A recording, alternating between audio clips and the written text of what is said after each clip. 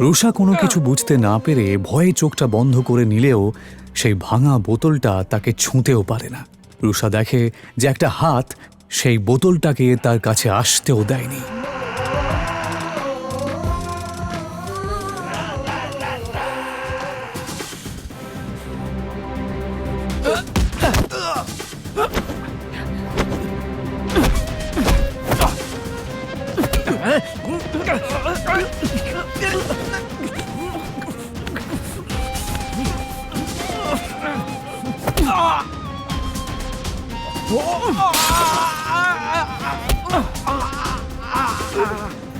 নেশার চোটে তোর মাথা খারাপ হয়ে গেছে। যদি নিজের ভালো চাস তো এক্ষুনি আমার স্ত্রীর পা ধরে ক্ষমা চা আর বেরিয়ে যা এখান থেকে। অনেক বড় ভুল করেছিস তুই, আমার গায়ে হাত তুলে। এবার তুই দেখ এই নেশায় আমি কি করি।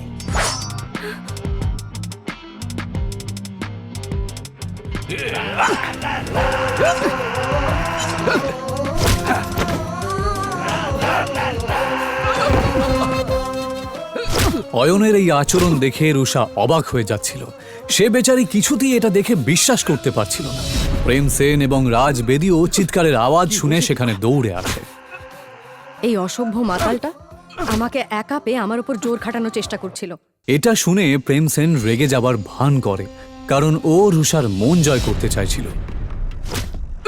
আর এই জন্যই সে পুরো বিষয়টা সামলানোর দায়িত্ব নিয়ে নেয়। আর নেবে নাই বা কেন?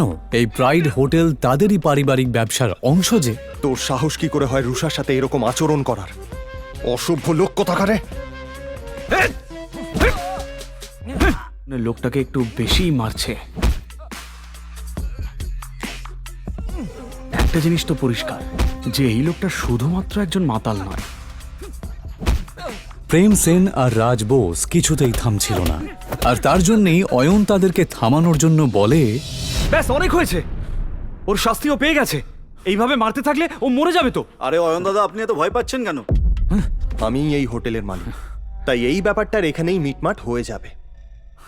একটা বোকা ভীতু লোক। অয়নের ওপর রুষার প্রচন্ড রাগ হচ্ছিল। রুষা প্রেম সেন আর রাজ বেদির দিকে তাকিয়ে বলল, এবার বাদ দাও, ছেড়ে দাও ওকে। ও অয়ন দাদা, আপনি দেখছি বেশ ভীতু। আমাদের সঙ্গে থাকুন, তাহলে একটু সাহসী হয়ে যাবেন। কথাটা অয়নকে খোঁচা মেরেই বলা হলো, যদিও এসব শোনার পরেও অয়ন চুপ করেই থাকে। ইতিমধ্যেই কয়েকজন গুন্ডা সেখানে ঢোকে, আর প্রেম সেন গুন্ডাদেরকে ভেতরে আসতে দেখে। মনে হচ্ছে এই মোটা ষাঁড়ের গায়ে গন্ডারের চামড়া লাগানো। এত মার খাওয়ার পরেও ব্যাটার শিক্ষা হয়নি। কোনো ব্যাপার না, এদের ব্যবস্থা আমি করছি।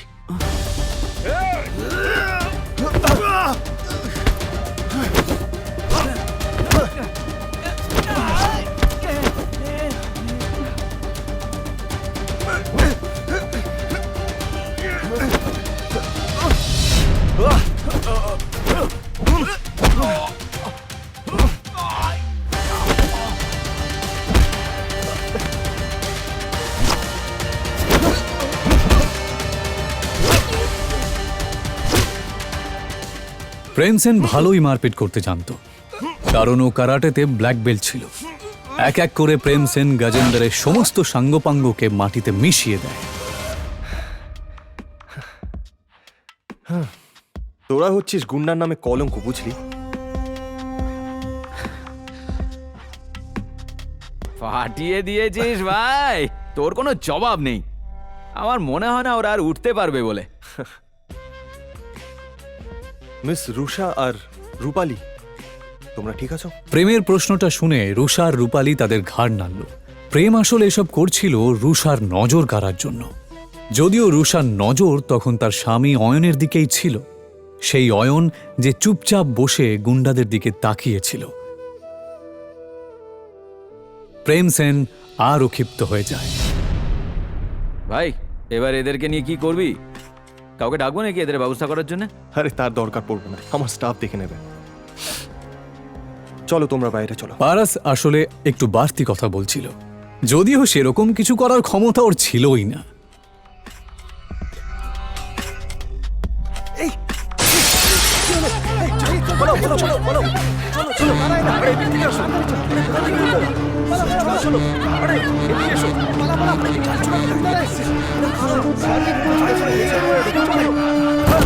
ডাকো, ডাকো, ডাকো।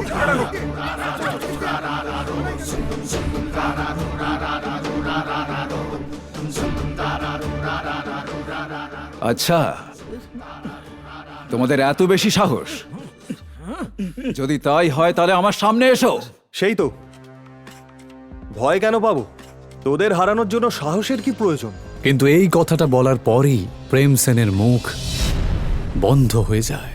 রবিদা, নিজের সামনে দাঁড়ানো লোকটাকে দেখা মাত্রই প্রেম সেনের থোতা মুখ ভোঁতা হয়ে যায়, কারণ তার সামনে দাঁড়ানো লোকটা আর কেউ নয়, সে ছিল রবিদা।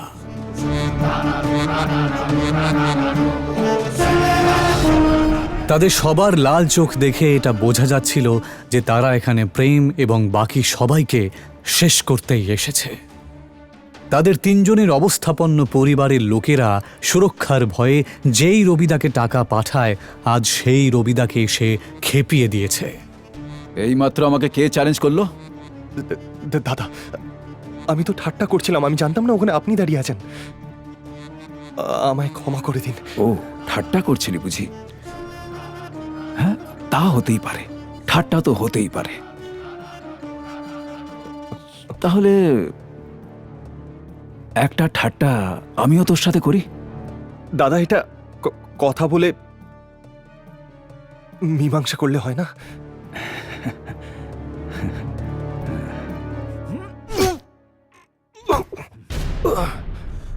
না, দাদা, দাদা, ক্ষমা করে দিন। কি, কেমন লাগলো আমার ঠাট্টাটা?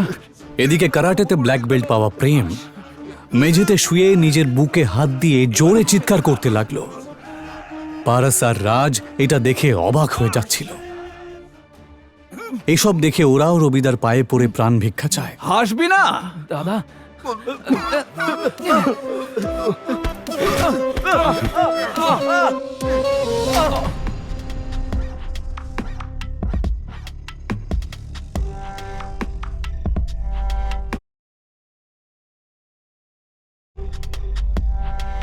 ওঠাতে পারছিস না?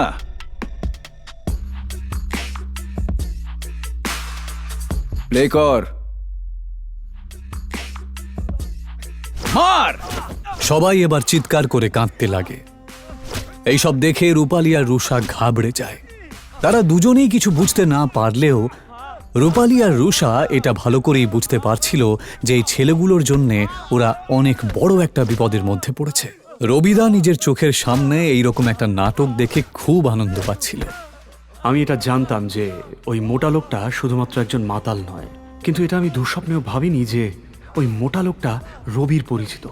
যাকে রুষাকে যতক্ষণ না কেউ কিছু করছে, আমি এসবের মধ্যে নাক গলাবো না। রবিদা বাকি তিনজনের দিকে না তাকিয়ে শুধুমাত্র এই বড়লোক বাবা মার বেকার তিন সন্তানকে মার খেতে দেখতে থাকে। এক মিনিট, এই শোন, হ্যাঁ দাদা। আগের হাত পা ভাঙবি, তারপরেও যদি এর মুখ বন্ধ না হয়। থামুন থামুন, এবার থামুন, অনেক হয়েছে। রুষা এই কথাটা বলা মাত্রই রবিদা আওয়াজটা যেই দিক থেকে আসছে সেই দিকে তাকায়। তারপর অয়ন রয় চৌধুরী। হতবাক হয়ে যায় সে নিজের চোখকে বিশ্বাসই করতে পারছিল না। সবাই চল এখান থেকে। রবিদার এই কথা শুনে সবাই অবাক হয়ে যায়। হঠাৎ অয়নকে দেখে রবিদা এভাবে পালিয়ে যায় কেন? রবিদা কি এর আগেও অয়নের মুখোমুখি হয়েছে? সে কি ওকে চেনে?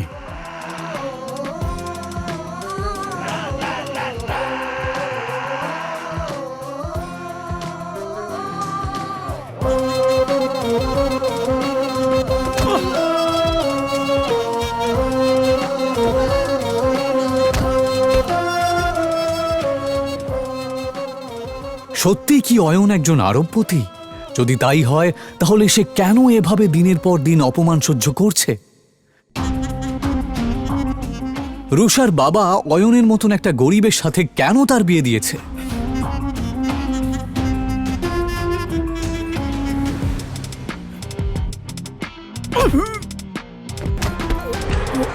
मैं देखूं तेरी फोटो, सौ सवार कुड़े की उठ दे तूफान सीने विच, सौ सवार कुड़े तू सपने में आ ही जाती है।